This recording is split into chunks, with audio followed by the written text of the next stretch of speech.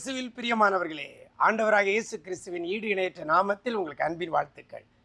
நிஜம் டிவியின் விசேஷித்த வார்த்தை நிகழ்ச்சி மூலமாக உங்களை சந்திப்பதிலே மிக்க மகிழ்ச்சி அடைகிறேன். நல்லா இருக்கிறீங்களா? எல்லாரும் ஆண்டவர் கிருபையில சூப்பராக இருப்பீங்கன்னு நான் நம்புகிறேன்.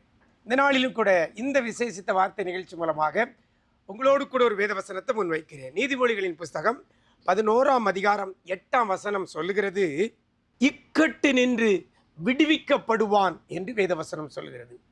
விடுவிக்கப்படுவான் எதிலிருந்து அப்படின்னு பார்த்தீங்கன்னா, இக்கட்டு நின்று விடுவிக்கப்படுவான் என்று சொல்லப்படுகிறது. இன்னைக்கு நீங்கள் கூட ஏதோ ஒரு இக்கட்டில் கூட இருக்கலாம். வியாதி என்கிற இக்கட்டில் இருக்கலாம், அல்லது கடன் பாரம் என்கிற இக்கட்டில் இருக்கலாம், அல்லது ஏதோ ஒரு சமாதான குறைவோடு கூட இக்கட்டுக்குள்ள கூட இருக்கலாம். ஏதோ ஒரு செய்தி உங்களை துக்கப்படுத்தி அதன் நிமித்தமாக இக்கட்டு கூட இருக்கலாம். நீங்கள் நம்பினவங்க, நீங்கள் நேசித்தவங்க உங்களுக்கு விரோதமாய் இன்னைக்கு எழும்பி அப்படிப்பட்ட இக்கட்டில் கூட இருக்கலாம். நீங்கள் எந்த இக்கட்டில் இருந்தாலும் சரி, அந்த இக்கட்டிலிருந்து விடுவிக்க என் தேவனாலே மட்டுமே கூடும். வேதவசனம் சொல்கிறது, இக்கட்டு நின்று விடுவிக்கப்படுவான். இக்கட்டு வராதுன்னு சொல்லலை வேதம். இக்கட்டு உன் வாழ்க்கையில் வராது என்று எங்கேயுமே சொல்லலை. இக்கட்டு வரும். அந்த இக்கட்டுகளினின்று விடுவிக்கப்படுவது தான் முக்கியம். அநேகர் இக்கட்டுக்குள்ளே மாட்டி விடுவிக்கப்படாமல் அப்படியே மாண்டு போகிறாங்க, அப்படியே அதில் அழிந்து போகிறாங்க. ஆனால் வேதவசனம் சொல்லுகிறது, இக்கட்டு நின்று விடுவிக்கப்படுவான் என்று சொல்லப்பட்டிருக்கிறது. இந்த வார்த்தை இன்னைக்கு உங்களுக்கு நேராக வருகிறது. நிச்சயமாகவே உங்களையும் உங்கள் இக்கட்டுகளிலிருந்து கர்த்தர் விடுவிப்பார். யாரை இக்கட்டுகளிலிருந்து விடுவிக்கப்படுவான் என்று சொல்லி நம்ம பார்த்தோம். ஆனால் அந்த வசனத்தில் ஆரம்பத்தில் சொல்லப்படுகிறது, நீதிமான். நீதிமான் இக்கட்டு நின்று விடுவிக்கப்படுவான் என்று சொல்லப்பட்டிருக்கு. அப்போ நீங்களும் நானும் நீதிமானாய் இருந்தால், கர்த்தருக்கு பிரியமான பிள்ளையாக வாழ்ந்து இருந்தால், இக்கட்டுகளிலிருந்து விடுவிக்கப்படுவோம். சாத்ராக், மேஷாக், ஆபேத்நேகோவுக்கு அக்கினி சூளை என்கிற இக்கட்டு வந்தது. தானியேலுக்கு தீச்சூளை என்கிற இக்கட்டு வந்தது.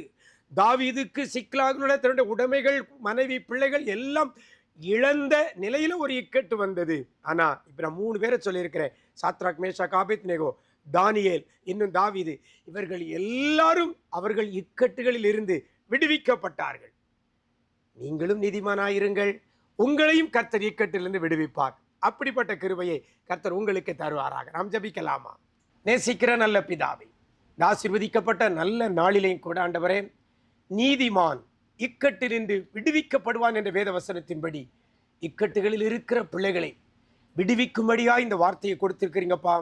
இந்த தேவனே, யார் யார் என்னென்ன இக்கட்டுகளில் இருக்கிறாங்களோ, வியாதி என்கிற இக்கட்டு, பணப்பிரச்சனை என்கிற இக்கட்டு, வேலை இல்லை என்கிற இக்கட்டு, திருமணம் நடக்கவில்லை, கற்பத்தின் கனியில்லை என்று குடும்ப காரியங்களில் இக்கட்டுகளில் இருக்கிற பிள்ளைகளை என் ஆண்டவர் இன்னைக்கு அதிலிருந்து நீர் விடுவிக்க போறதற்காய் நன்றி செலுத்துகிறோம்.